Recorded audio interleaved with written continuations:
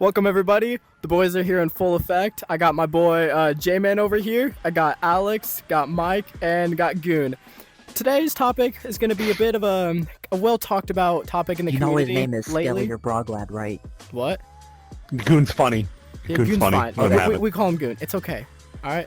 Okay, as I was saying, today's topic will be something that's been... Oh, Goon, I will execute you in front of everybody.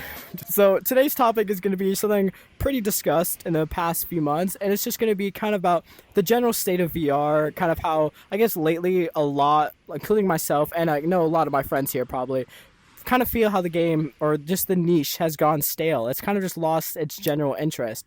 So yeah, that's kind of what we're going to discuss, and we'll see where the conversation takes us, and we'll see how long this will take, Maybe we'll be here for maybe 20 minutes or, for the rest of our lives. We'll see. Unfortunately for you guys, you don't have a choice. So get comfortable.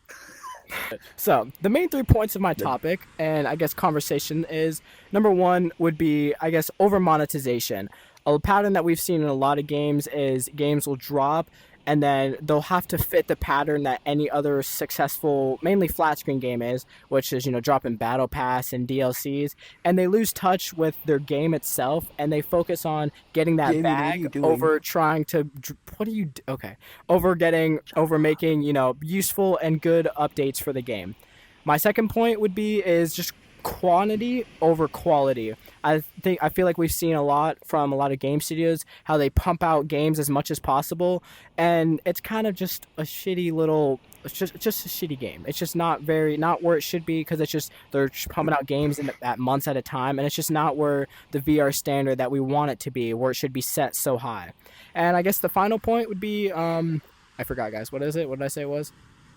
Quality over quantity. Replayability. A lot of story games and even multiplayer games, they'll have their main core purpose, but once you finish it, like especially for a story game, once you finish the story and you 100% it, there's nothing much to do, and that does not leave for much replayability. And then it goes from you play the game a couple times every week or whatever into once a month to you uninstall it because you have it completed and there's just nothing to do.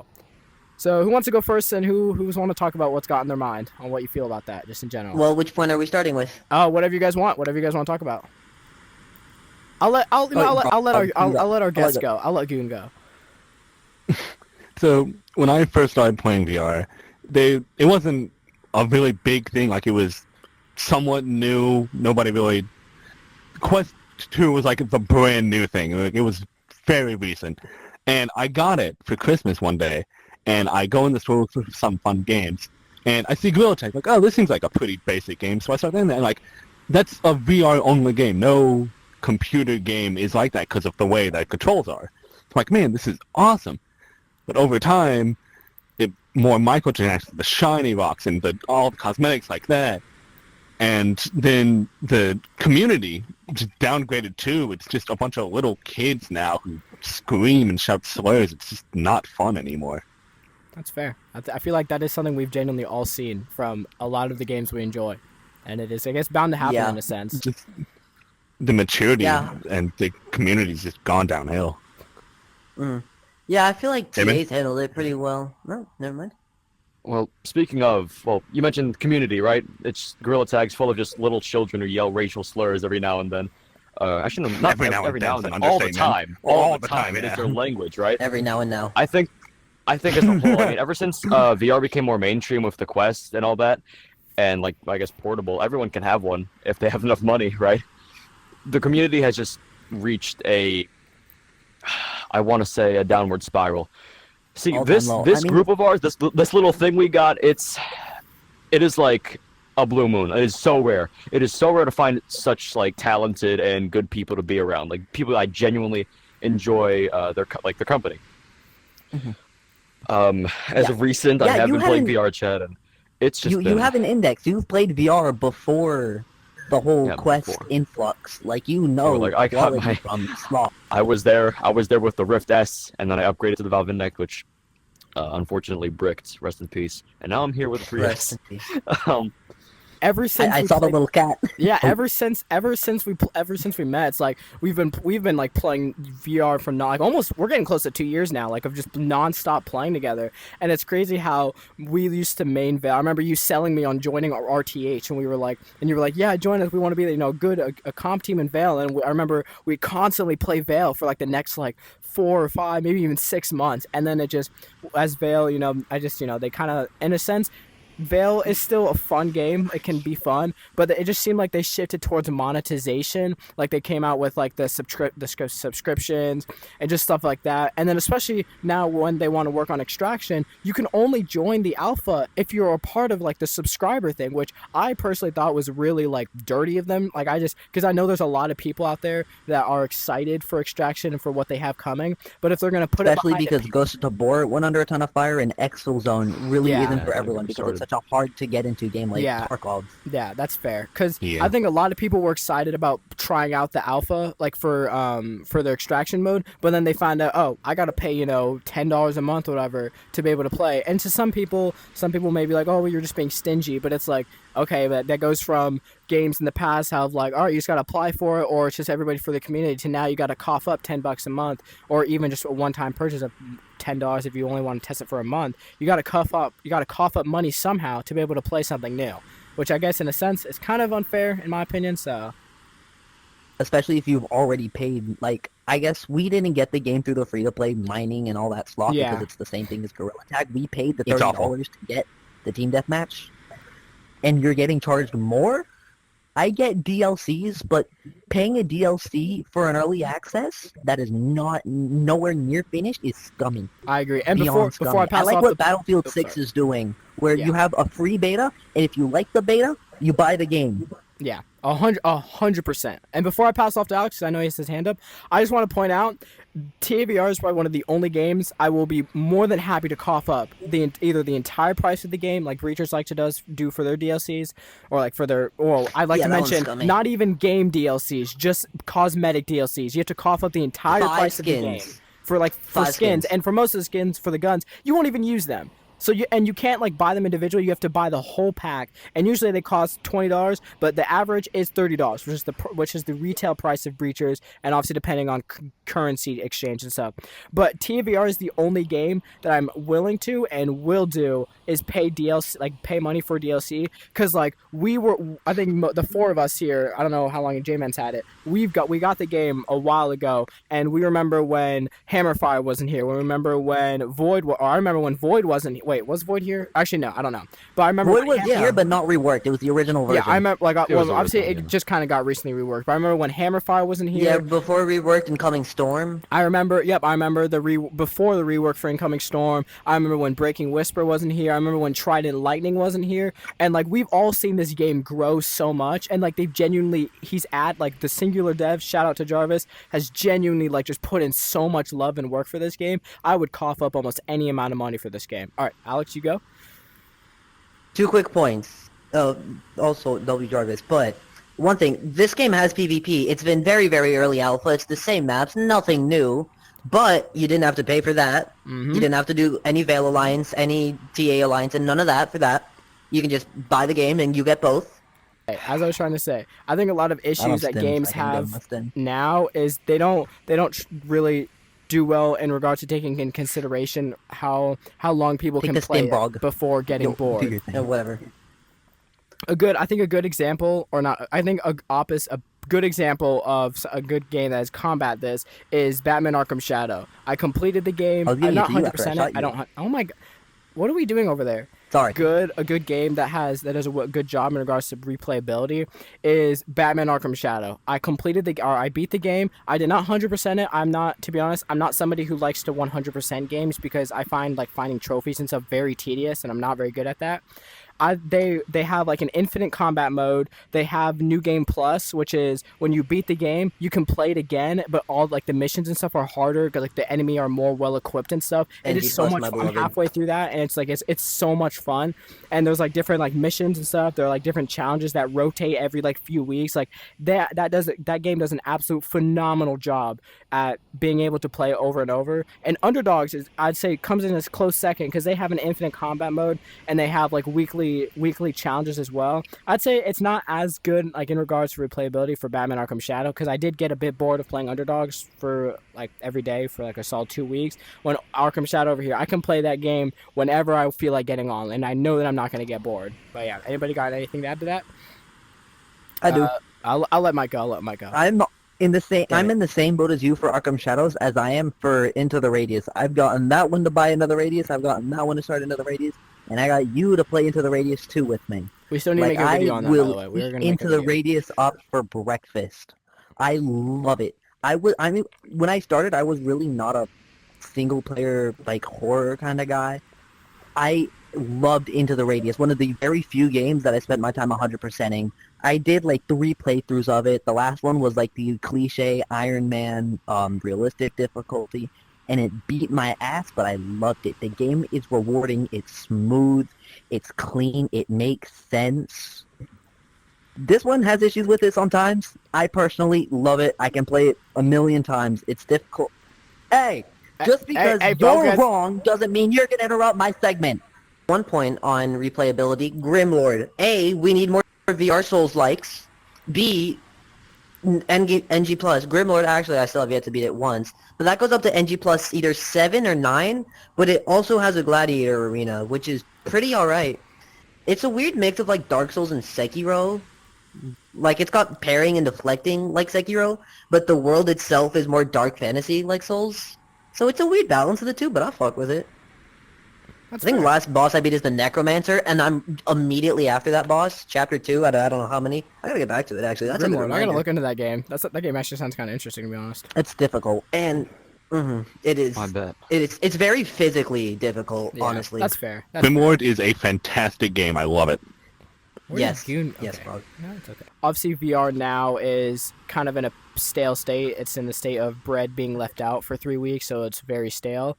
But we're going to shift to now of upcoming projects that I guess all of us have kind of keeping an eye on or have heard of, or anything that kind of piques our interest and also has potential to really give VR, like as a niche, as a whole, as a facelift. Because I really think that's what VR needs, is just a really good facelift. And, obviously, praise Mark Zuckerberg with it. He's, we're wearing his tech right now. But, like, a new headset isn't going to do that. We need the stuff that the headset is going to run, which is a reason to use the headset. Yeah.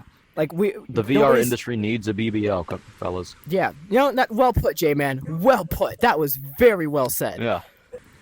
Game number 1 here is, I'm going to talk about, or little game is called Reach. It was announced a few months ago in the summer, not the summer, in the spring VR showcase, and then it was recently shown off, or shown like a gameplay demo in the summer VR showcase, which was like a week ago. Really looks like a really solid solo campaign game. It looks like a lot of fun, and just the game looks amazing. It kind of reminds me of Horizon Dawn. I think that's what it's called. I think that franchise is called. It's a flat screen franchise. Horizon New Dawn. Yeah, Horizon Zero Dawn. It looks a lot like that with like bow and arrows, and like it looks like a pretty solid like parkour game too. It looks very physical, which I love physical VR games. I realize it's parkour. Sick. Yeah, because it's like got running. You got to like throw your hands up in the air to jump, and like it's. But so cool. It better not be the Assassin's Creed Nexus parkour where it does it for you. Yeah, no, I from what the trailer showed, it is not like that at all. Like it looks physical. Game number 2, kind of a bit of this might seem biased here. I am a mod on their server, but talk about Beyond Sandbox. It may seem biased, but the game genuinely does. I feel like does have potential. What the?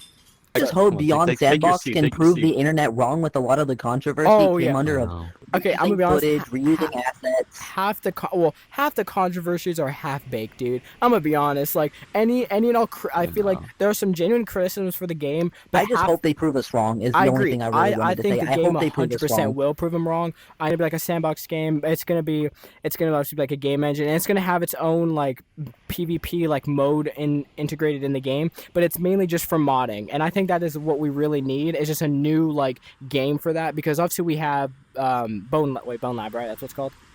Oh, Bone Lab. Yeah, we have Bone Lab, but in its state as Bone Lab itself, it's not really the greatest. People have a lot of complaints for it, and I think having like a modern kind of like sandbox like Beyond is Beyond Sandbox I think that'll really do us some good. I'm sorry, dude. I'm sorry. To be honest, the only thing I saw, the VR game showcases are so mediocre, and I agree. Amen to that. Looks like an app store that the showcase. only thing I care about at this point is Forefront.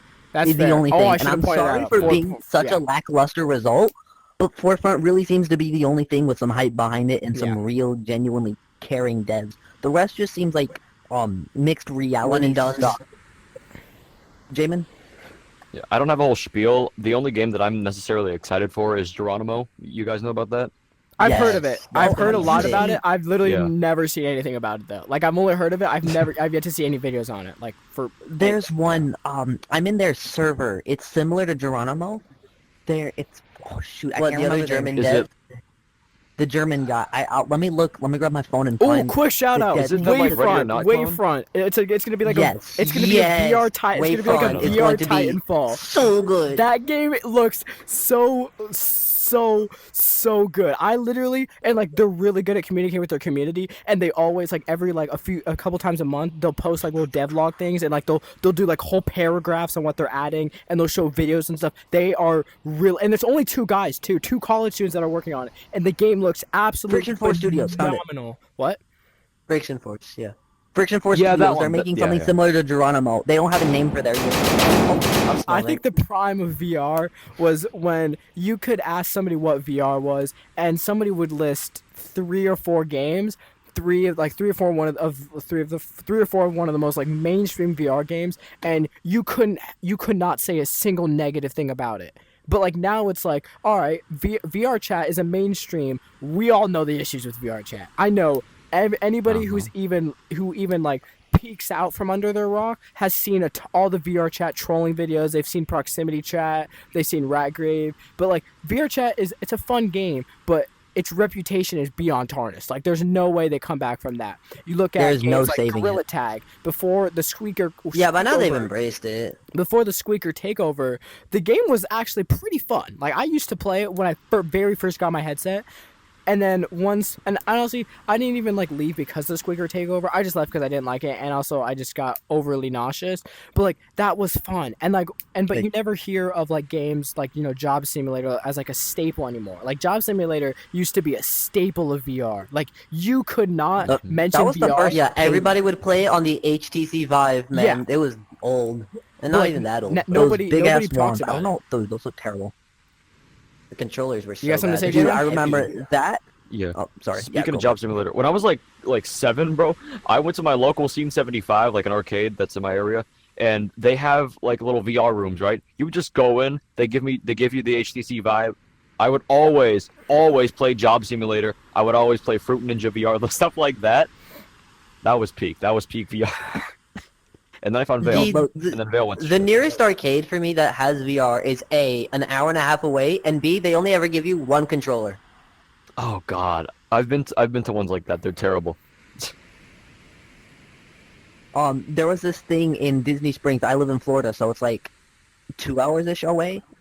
It was called The Void. It was like this Star Wars experience. That was my first real taste of VR. It was like this location-based thing. And you would actually like run around inside this experience. Oh, it was so good. Yeah, I loved it. That is what got me into cinema. VR. Back on this Veil. is going. Veil used to have live support, and they got rid of it. This is going in the video, by the way.